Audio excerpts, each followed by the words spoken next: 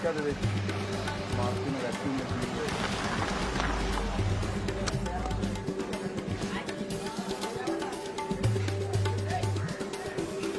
Minister, how are you? It's a pleasure to meet you.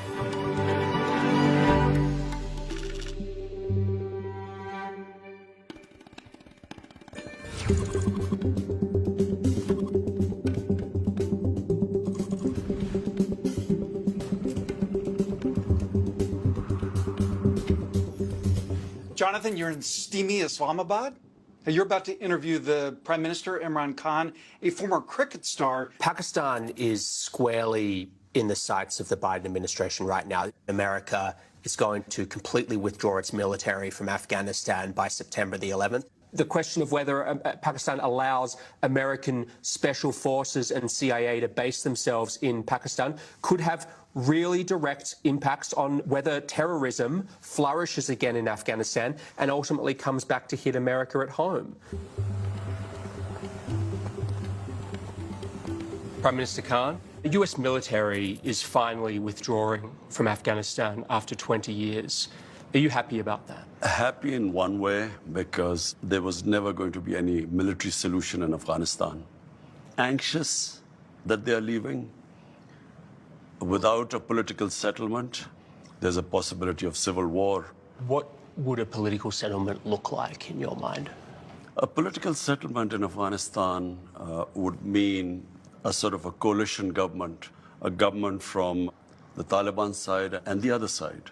There is no other solution. Do you think the Americans made a mistake by saying we're getting out by September the 11th? Difficult, you know, they have got themselves in such a big mess. They had to give some sort of time frame. But at the moment they gave a time frame, Taliban would have considered that a victory. How do you feel about the prospect of the Taliban effectively controlling Afghanistan? Are you happy to welcome them into the community of nations? As far as Pakistan is concerned, whoever represents the people of Afghanistan, we will deal with them. But what if they're not democratically elected? Does it not concern you on some level that this group of people is accumulating power right next door to you? Look, I'm not a spokesman for Taliban. For me to say, you know, what they are doing or what they shouldn't be doing is pointless. In case Taliban go for an all-out victory, there is going to be incredible amount of bloodshed. And let me tell you, the country that is going to suffer the most after Afghanistan is going to be Pakistan. We already have 3 million Afghan refugees here. And this could lead another exodus. So that is our biggest concern. The Americans, before they leave, there must be a settlement. Let's talk about the relationship with the United States. The American CIA director, Bill Burns, made an unannounced visit here to Islamabad. Why?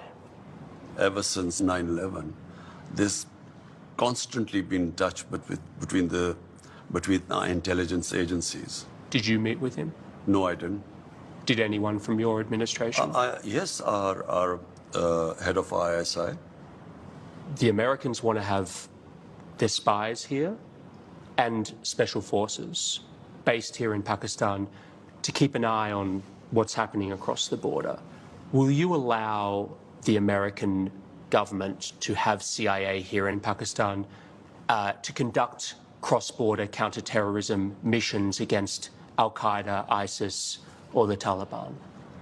Absolutely not. There's no way we're going to Seriously? allow any bases, any sort of action from Pakistani territory into Afghanistan. Absolutely not. Pakistan suffered 70,000 casualties, more than any other country, by joining the American war. We cannot afford any more military actions from our territory. We will be partners in peace, not in conflict. The American military right now is discussing doing airstrikes potentially to support the Afghan forces against the Taliban. Would you allow the American Air Force to use your airspace for those airstrikes? We are not going to be part of any conflict anymore. But you haven't decided yet whether you'll let them use your airspace. This hasn't been discussed at all, so... What's your feeling about that? I don't know. We'll discuss this. You know, why would the Americans be using bombing Afghanistan to after it hasn't worked for 20 years, why will it work again? Have you spoken to Joe Biden since he took office? No, I haven't. Is there a reason for that? Whenever he has time, he can speak to me. But at the moment, clearly, he has other priorities. What would you say to him if you had a meeting with him? The US has a big responsibility. Most powerful nation in the world. This is almost 1.4 billion people living in the subcontinent. We are held hostage. One dispute in Kashmir, a disputed territory, according to the United Nations Security Council resolutions, there should have been a plebiscite for the people of Kashmir to decide about their own future. That has never taken place. It's festering. It can easily, if the Americans have the resolve, the will, this can be sorted out. Intelligence analysts say that Pakistan has the fastest growing nuclear arsenal anywhere in the world. I don't Why? think, I don't know where they've come up with this. Pakistan's nuclear arsenal is simply as a deterrent to protect ourselves. But you're growing it, not shrinking it. I'm not sure whether we are growing it or not because, Really? as far as I know, our nuclear, the only one purpose, it's not an offensive thing. Any country which has a neighbor 7 times the size as Pakistan has would be worried. Is your goal vis-a-vis India and Pakistan nuclear disarmament? I'm completely against nuclear arms. I always have been. We've had 3 wars against India. And ever since we've had nuclear deterrent, we have had no war between the 2 countries. We have border skirmishes, but we've never faced war.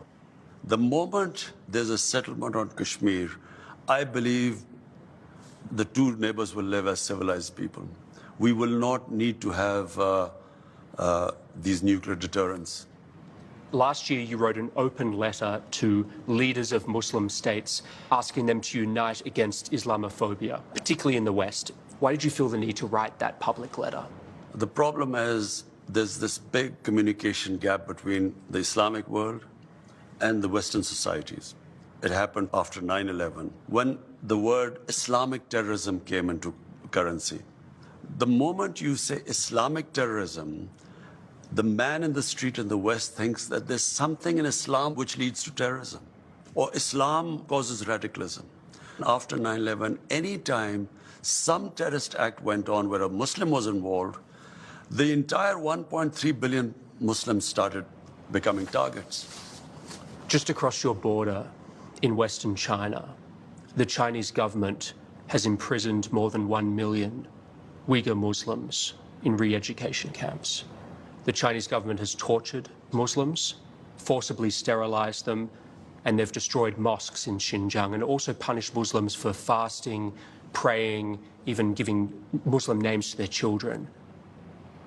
Prime Minister, why are you so outspoken about Islamophobia in Europe and the United States, but totally silent about the genocide of Muslims in Western China?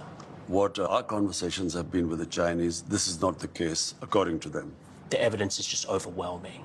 Whatever issues we have with the Chinese, we speak to them behind closed doors. China has been one of the greatest friends to us in our most difficult times. When we were really struggling, our economy was struggling, China came to our rescue. So we respect the way they are, and whatever issues we have, we speak behind closed doors. How come this is such a big issue in the Western world? Why are the people of Kashmir ignored? It is much more relevant. Compared to what might be going in the Uyghurs, 100,000 Kashmiris have been killed. There are 800,000 Indian troops which have literally, it's an open prison in Kashmir. 9 million Kashmiris are put there. Why is that not an issue? So I think it's hypocrisy. They've been a huge partner to you, China, but on some level, doesn't it make you feel sick to have to be quiet because of all this money they're putting into Pakistan? I look around the world, what's happening in Palestine, Libya, Somalia, Syria, Afghanistan. Am I going to start talking about everything? I concentrate on what is happening on my border, in my country. This is on your border. Which is part of, no, that is part of Pakistan. 100,000 Kashmiris are dying. That concerns me more. Because half of Kashmir is in Pakistan. This is a grotesquely large human rights atrocity.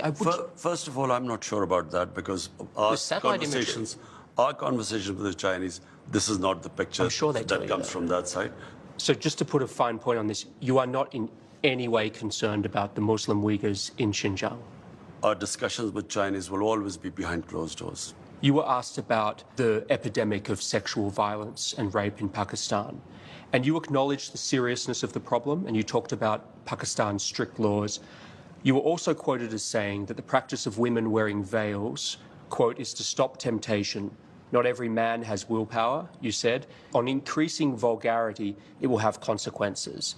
And you were accused of rape victim blaming. How do you respond to that? It is such nonsense. I never said veils. This was never said. I said the concept of parda. Concept of parda is avoid temptation in the society. We don't have discos here. We don't have nightclubs. So it is a completely different society, way of life here. So if you raise temptation in the society to the point, and all these young guys have nowhere to go, it has consequences in the society. Do you think that what women wear has any effect? That's part of this temptation? If a woman is wearing very few clothes, it will have an impact on the men, unless they're robots. I mean, it's common sense. Yes, but is it really going to provoke acts of sexual violence? It depends which society you live in. If in a society people haven't seen that sort of thing, it will have an impact on them. If you grow up in a society like you, maybe it won't on you. This cultural imperialism, whatever is in our culture, must be acceptable to everyone else. It's not.